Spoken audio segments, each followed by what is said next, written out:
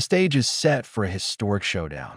Ukrainian President Zelensky has challenged Putin to meet face to face.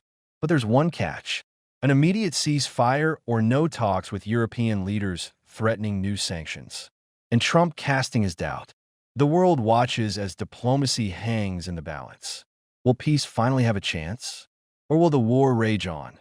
This May 15th, all eyes will be on Istanbul.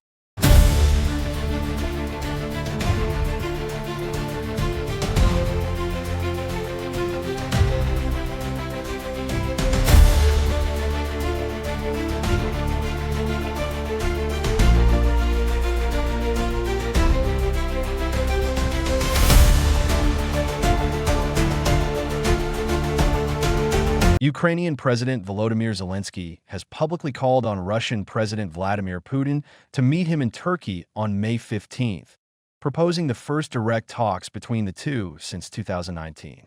Zelensky said any such talks must begin with an immediate halt to fighting, that doing so would be more diplomatic.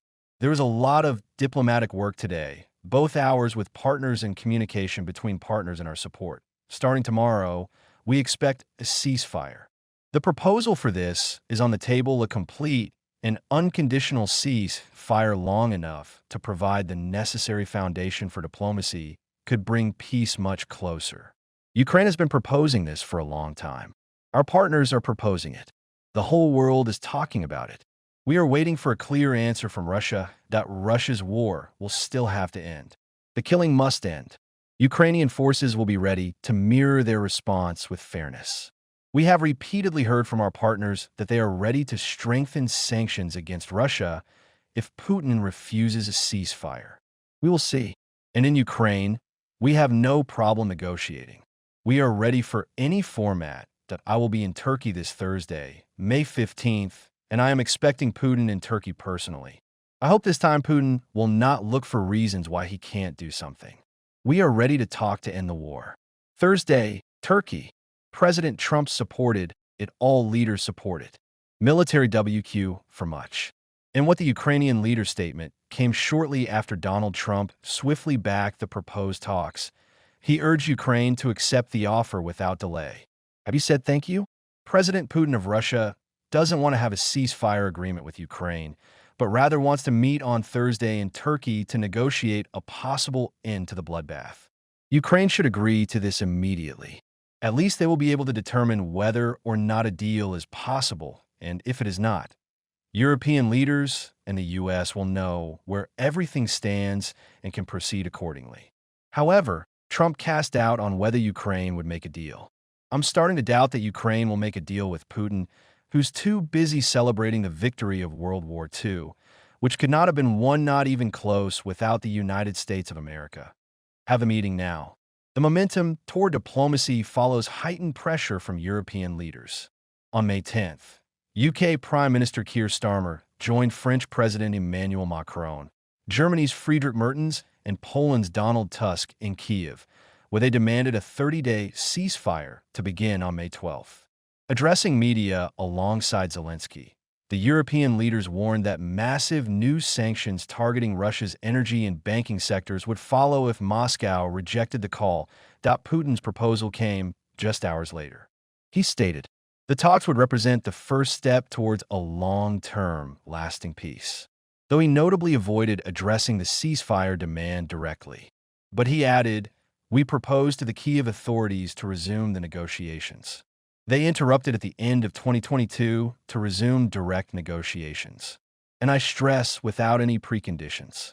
We propose to start them immediately next Thursday, May 15th, in Istanbul, where they were previously held and where they were interrupted. Our Turkish colleagues have repeatedly offered their services in organizing such negotiations. And Turkey's president has done a great deal for the negotiations organization. I remind you that those negotiations resulted in a joint draft document. The Kyiv negotiating team had initiated it, but at the West's instigation, it was simply thrown away. Tomorrow, Turkish President Mr. Erdogan and I are scheduled to have a conversation that we are set for serious negotiations with Ukraine. As of today, Their purpose is to eliminate the root causes of the conflict and regional long-term lasting peace for years to come.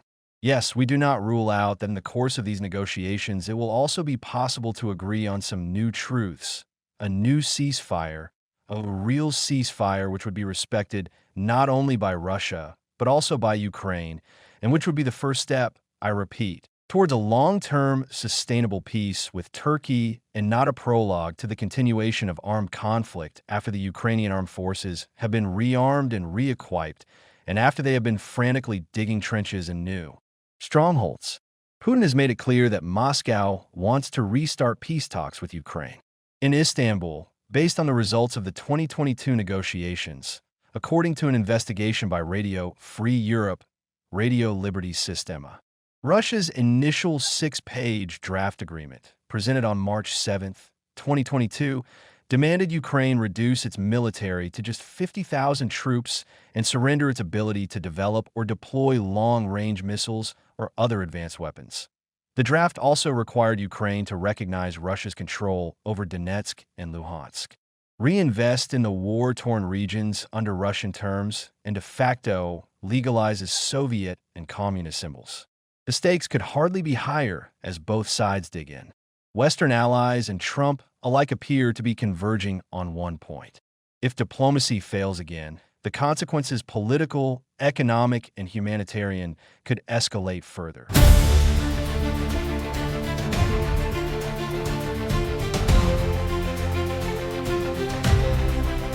Still, Ukrainian President Volodymyr Zelensky and Russian President Vladimir Putin last met in person on December 9, 2019, in Paris during a high-stakes Normandy format summit that also brought together French President Emmanuel Macron and then German Chancellor Angela Merkel.